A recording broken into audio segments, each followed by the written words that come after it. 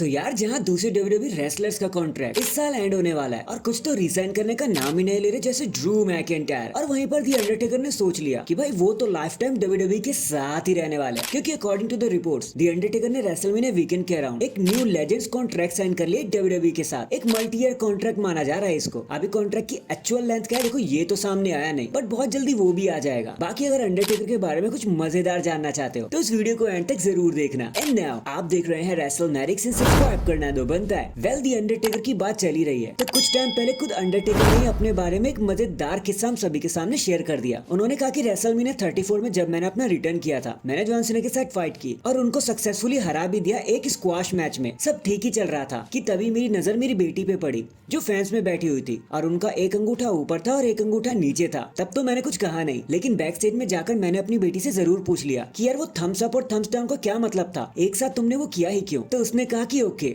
आप मेरे पिता हो तो आपको तो जीतना चाहिए, बट मेरे फेवरेट है जॉन सीना, मुझे उन्हें हारते हुए नहीं देखना। जिस पर मैं हैरान हो गया कि मेरी बेटी सीना की फैन है। लेकिन बाद में जॉन सीना पर्सनली मेरी बेटी से मिलने आए और उन्हें काफी चीयर अप किया, जिसके बाद टेकर हंसने लगे। वैसे सच कहे ना तो हमें भी ये जानकर काफी हैरानी हुई कि जिस बंदे ने WWE को यहाँ तक पहुँचाया हो उसकी खुद की बेटी जॉन सीना को पसंद करती है। वैसे ऐसा करना बुरा तो नहीं है, लेकिन स्टिल #टेकर वर्सेस सीना। इसके बाद अगर बात कर ली जाए मंडे नाइट रॉ की, तो रेसलमेनिया 40 के बाद मंडे नाइट रॉ जैसे स्ट्रगल ही किया जा रहा है, क्योंकि एक तो रोमन चले गए, ऊपर से सीएम पंक का भी कुछ अता पता नहीं है, सेथ भी इंजर्ड हो चुके और मामी भी इंजर्ड है। बची कुची जान कोडी रोड्स ने चूस ली जब वो स्मैकडाउन की तरफ ड्राफ्ट हो गए। मतलब अब उन्होंने हो ही जाना क्योंकि वो अनडिस्प्यूटेड चैंपियन बन चुके हैं। तो रॉ ऑलमोस्ट अपने सारे स्टार्स को खो चुका है। ऐसा कोई बड़ा बंदा वहाँ पे दिख भी नहीं रहा जो लोगों को अट्रैक्ट कर सके शो पर आने के लिए। एंड यही कुछ प्रॉब्लम WWE हाल फिलहाल में शेयर भी कर रही है। स्मैकडाउन के पास तो चलो ऑर्टन है, ब्लड लाइन है और अब कोडी रोड्स भी आ चुके हैं, बट रॉ तो मानो खाली खाली होता जा रहा है। एंड होपफुली ड्राफ्ट इसको एक प्रॉपर रिबूट जरूर दे देगा, क्योंकि अगर ऐसा नहीं हुआ तो रॉ के हालात अभी और खराब होने वाले हैं। आपको तो पता ही होगा हाल फिलहाल में कैसे उनकी रेटिंग 1.5 मिलियन तक गिर गई थी। बाकी लेट्स सी आगे रॉ के लिए अब क्या लिखा है। इसके बाद जॉन मॉक्सली या फिर डीन एम्ब्रोस, भाई जो मन करे वो बोल लो। अभी हाल ही में इंटरव्यू देते हुए उन्होंने रेसलमेनिया के बारे में बड़ी कमाल बात बता दी। उन्होंने कहा कि देखो रेसलमेनिया 40 जब हो रहा था ना, स्पेशली नाइट 2, तब मैं जापान में था और सो रहा था। फिर बाद में जब मेरी नींद खुली तो मैंने देखा कि लोग मुझे मैसेज कर रहे हैं कि तुम आने वाले थे, या फिर हमें लगा कि तुम आने वाले थे। तो आई वाज लाइक यार मैं कहाँ आने वाला था? तो पता चला कि लोग मुझे रेसलमेनिया 40 में एक्सपेक्ट कर रहे थे। कोई बात नहीं, एक्सपेक्ट करने दो, बट मैं तो सो रहा था। एंड फिर ये कहकर एम्ब्रोस चुप भी हो गए। अब जो जॉन मॉक्सली या डीन एम्ब्रोस को बहुत अच्छे से जानते हैं, उनको पता होगा कि इस तरीके से बात करना उनका सिग्नेचर स्टाइल है। सो हैशटैग चलो जो हुआ अच्छा हुआ। In the end next Friday night SmackDown जो होने वाला है सिंसिनेटी ओहायो से, हेरिटेज सेंटर से ये शो होने वाला है। एंड वो भी एक ड्राफ्ट एडिशन शो होने वाला है ये। तो वहाँ के लिए WWE ने ऑलमोस्ट सारी चीजें ऑफिशियली कर दी है, जहाँ सबसे पहले ब्लड लाइन की स्टोरी हमें प्रोग्रेस करते हुए नजर आएगी। देन बेली भी वहाँ पर होंगी जो टिफिनी के अटैक को एड्रेस करने आएंगी। ड्राफ्ट तो वहाँ पे होना ही है, जहाँ पे टोटल 16 पिक्स हमें देखने को मिलेंगे। And AJ style and Cody Rhodes अपने मैच का एक कॉन्ट्रैक्ट साइन करने भी वहाँ जरूर आएंगे, ऑब्वियसली उसको ऑफिशियल करने। सो यहाँ का शो काफी ज्यादा फिलहाल तो अच्छा लग रहा है। बाकी लेट्स सी अब एक्चुअल शो में क्या होता है। So that is it guys, अभी के लिए तो बस इतना ही। आप मुझे बताना